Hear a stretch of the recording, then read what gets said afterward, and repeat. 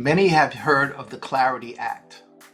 The official name is the HR 3633 Digital Asset Market Clarity Act of 2025. So the question we ask is, are we safe from danger?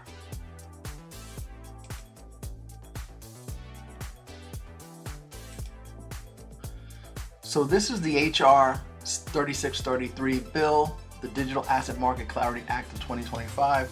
You can go to congress.gov if you want to look it up. It's a pretty extensive document. So one of the things about the bill is, what does this Senate crypto bill actually say? So in simple terms, it says some tokens count as non-ancillary assets, which means regulators treat them like commodities, not securities. Think of a security like a stock in a company. You buy it expecting profits from someone else's work. A commodity is more like gold or oil. You own the asset itself. Bitcoin already sits in the commodity camp. This bill pulls XRP, Solana, and Dogecoin closer to that same treatment. Yield specifically to the a lot in here. It's very quick moving too. Something happened last night as well. We'll get to that. But first, break down this bill for us. What's in it? So the Senate Banking Committee released almost 300 pages of legislation late last night, really right up against their own deadline to begin marking up what would essentially create rules of the road regulatory clarity that's been sought by the crypto industry for years now. This is the result of months of negotiations in the Senate between Democrats and Republicans, many of whom are on the Banking Committee and have been studying this issue closely. Obviously, the headline issue there is the treatment of stablecoin yield or rewards, which tries to strike a very delicate balance between the crypto exchanges who want to be able to reward their customers who do have their stablecoins on those exchanges versus traditional banks who are trying to prevent a run on deposits and are trying to prevent direct competition on that front. And so there's a lot of really key questions they have to work out if this panel vote on Thursday is going to be successful. So, Zach, who comes out ahead? Who likes this bill, the banks or the crypto industry? So I've not heard from the banks yet today, but I did get a statement from Summer Mersinger, who is the head of the Blockchain Association, one of the key lobbying groups here on Capitol Hill, who has a lot of concerns about even curtailing part of crypto exchanges' ability to offer rewards or interest or yield specifically to their customers who have stablecoins on those exchanges. This has been an ongoing battle. This is something that Democrats and Republicans have been talking about for a long time. It's something that could even change right up until the last minute in the Banking Committee when they mark up Thursday morning. And I think we really need to emphasize, too, that this bill could see numerous changes even once it gets to the floor of the Senate. Senate Majority Leader John Thune has said he wants to pass it sometime this year, and there's other senators who would probably have a lot of questions about what this bill would do and general questions about the technology itself. And any changes would have to be reconciled with the House's Clarity Act that they passed last year. And so this fight between the crypto industry and the traditional financial institutions is certainly changed the dynamics of this particular bill and will continue to for the months to come. Zach, just last question for you. How would you characterize the pushback that we've seen as of now from some members of the Senate? You're certainly going to have some Senate Democrats, including Senator Elizabeth Warren, who's the top Democrat in the Banking Committee, outright opposed to really anything that could clarify crypto's rules, either on the regulatory front or on the tax front, which is a separate legislative effort, especially if there's not certain protections against conflict of interest, certain ethics guardrails, including for the White House, given President Donald Trump's increasingly prominent role in the crypto industry and for that of his family is something of a red line for a lot of Democrats. And so I think you're going to see a lot of Democrats vote against this bill sort of on principle, but if this bill does get across the finish line and get to Trump's desk, it's going to be on a very delicate bipartisan coalition here on Capitol Hill. Now, with that said, a draft of the bill reportedly places XRP, Solana, and Dogecoin in the same legal bucket as Bitcoin. Break down this bill for us. So with that said, why does ETF status changes everything for XRP, Solana, and Doge? Well, ETFs act as a legal on-ramp. Pension funds and asset managers often cannot touch tokens stuck in regulatory gray zones. This bill clears that fog. XRP, Solana, Dogecoin, Democrats and Republicans, Litecoin many of whom and are on the Hedera banking committee, and have been studying Chainlink this issue closely. already meet the Obviously, ETF condition the headline that issue puts there them in a is compliance the treatment comfort of zone that stablecoin Bitcoin yield and Ethereum or enjoy. rewards, which Now, many of you know who Brian Armstrong is. He is the CEO of COINBASE. And he posted this tweet, and I just have it broken down on the right. So the things that he doesn't like, and I agree with him, is the de facto ban on tokenized assets, DeFi prohibitions, giving the government unlimited access to your financial records and removing your right to privacy. The whole reason why people enjoy DeFi is the freedom it gives you.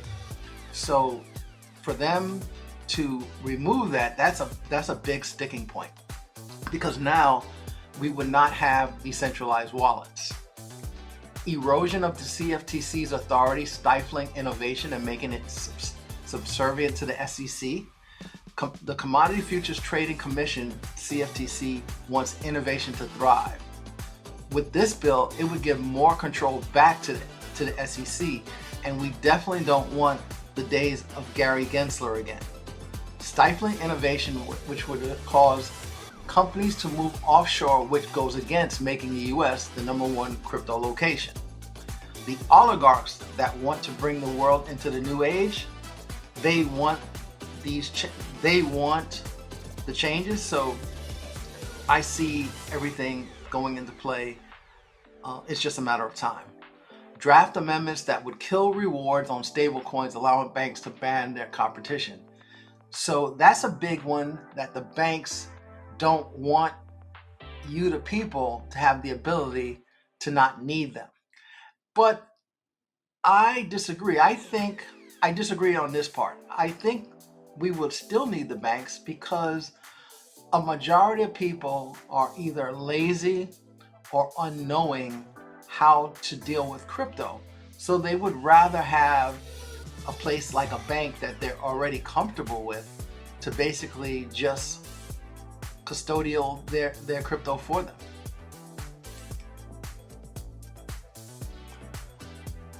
The banks want to protect the old legacy financial model. They want more control, higher barriers, less privacy, and slower innovation. The bigger picture really is between DeFi and infrastructure that's built within the system. Now, on your left, this is an article from Yahoo Finance that says Ripple secures another key European license as XRP rises. Now, this is big. Crypto financial services company Ripple said Wednesday that it has received preliminary approval for an electronic money institution, an EMI, license from Luxembourg's financial regulatory CSSF. The announcement comes just days after Ripple revealed that it had secured EMI license approval from the UK's Financial Conduct Authority. The Luxembourg approval, delivered as a green light letter, is a key step towards full EMI authorization and strengthens Ripple's ability to expand cross-border payment infrastructure across Europe. So this allows Ripple to basically be a red storm across Europe and eventually throughout the world. So what does this mean? EMI approval means that XRP RippleNet operates under a licensed electronic money institution framework in regulated markets. You get compliant payment rails, legal issuance of electronic money, and direct access to banking partners. This status supports enterprise use, cross-border payments, and institutional trust. HBAR and Ripple are also going to be featured at this year's World Economic Forum. At the event, Hedera HBAR is confirmed as a presenter and sponsor, playing a visible role in discussions on the intersection of blockchain and artificial intelligence. Representatives from Hedera Council and Hashgraph are scheduled to lead panels talks exploring governance and technology integration for enterprise and Web3 environments. Ripple's XRP ecosystems remain part of the broader institution conversation around digital assets and financial infrastructure. Independent crypto analysis and community commenters are linking WEF influence with institutional use cases for XRP, suggesting that global frameworks for digital assets could affect how XRP is integrated into cross-border payments and settlement infrastructure. To recap it all, I think there's a 12 to 18 month window to get out, because afterwards they will lock down DeFi, they will lock down wallets, and you will basically have to submit to whatever it is that they want first as a system. If you don't have your passport, you need to have one within the next 18 months. And I would tell you that the tokens to watch right now are XRP, HBAR, XLM, and Quant. The nice thing is XLM and HBAR are both less than 50 cents. The sleeper, in my opinion, is the Beck Network and Flare. This is not financial advice, for entertainment purposes only. And this is my reasons for that. Why I'm so bullish on Zebec. What Zebec actually is a blockchain payments and financial infrastructure on Solana that enables real-time continuous payments by the second. Example, payroll or subscriptions. And a majority of their executive team are from ADP. Why real-time payments matter? Traditional systems delay payroll and cross-border transfers by hours or days. Zebec streams value every second, closing that gap and aligning with faster settlement expectations.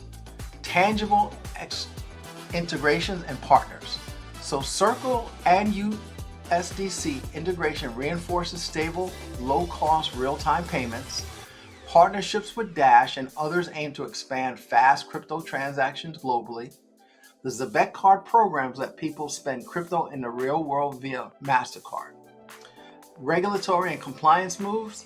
Zebec acquired compliance tech, Know Your Client, KYC, and AML to meet EU and UK rules. So they've already been MiCA compliant, which is the European regulation standards. This matters when institutions choose partners. How EMI approval for XRP plays into this context? EMI approval or broader institutional acceptance boosts demands for fast settlement rails. Zebec's focus on real-time streaming payments puts it in a similar problem-solving category as Ripple's cross-border solutions. In other words, rising demand for instant licensed payment networks lifts interest in projects solving similar issues, but that does not create a guaranteed link between XRP's success and Zebec's growth. Flare. Why I'm bullish on Flare. Flare allots DeFi for XRP. Flare enabled XRP to be used in decentralized finance through FXRP, a trustless representation of XRP that works in smart contracts. This lets XRP holders lend, borrow, earn yield, and provide liquidity. One thing that a lot of people don't realize about Flare, it does these three things that no one else does. It does smart contracts, it does smart contracts, it does the oracles, and it is a layer 1. Before Flare's, XRP's utility outside payments was limited because the XRP ledger lacks full smart contract support, which now they do have that. Flare changes that without altering XRPL itself. Rising demand and liquidity growth. Total value locked TVL on Flare has grown sharply as XRP DeFi activity increases, showing real usage. Now, for Flare, there is also already Firelight, and Firelight is coming out with some more integrations that are scheduled for March. So Flare, XRP, Firelight, and the whole DeFi infrastructure is going to be huge. You're going to be able to earn yield and productive use of XRP. Flare's ecosystem is building yield generating tools like lending, staking, example future STXRP, and stablecoin minting. These give XRP holders ways to earn returns rather than just hold them. The deeper liquidity through stablecoins and pools. Flare's integration with Omni-chain stablecoin USDTO increases trading liquidity and enables deeper markets involved with XRP. Deeper liquidity reduces slippage and supports more active DeFi participation.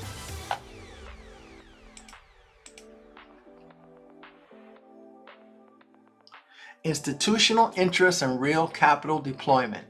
Institutions like NASDAQ listed companies have allocated large amounts of XRP into Flare's infrastructure, showing confidence in real-world use.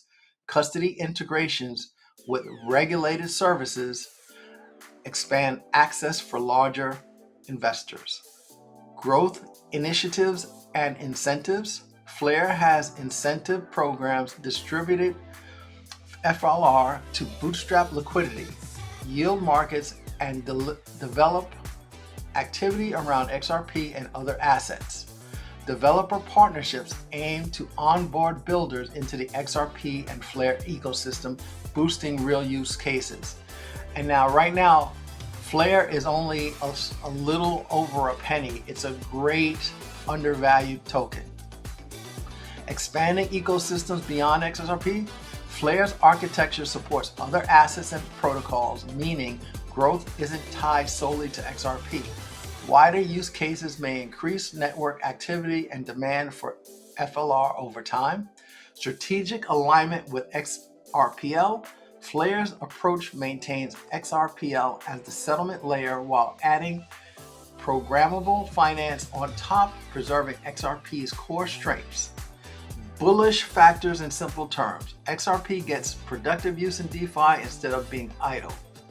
And liquidity and real value locked are growing fast. If you want to learn more about DeFi or just crypto in general, you can visit learncrypto101.info, and you can be part of my weekly Q&As, which are live every Monday at 7:30. For those, it's basically a $9.99 a month membership, which comes out to $2.50 a week, basically the price of a cup of coffee. Now, my exclusive membership is the best value overall because you get access to most of my digital products, the learning materials, you get limited one-on-one access, and I will help you with portfolio and token assessment. You can always sign up for a one-on-one consulting if necessary. And every Sunday for this month and the month of February, I'm doing live online courses of my Crypto Made Easy course that is currently $49.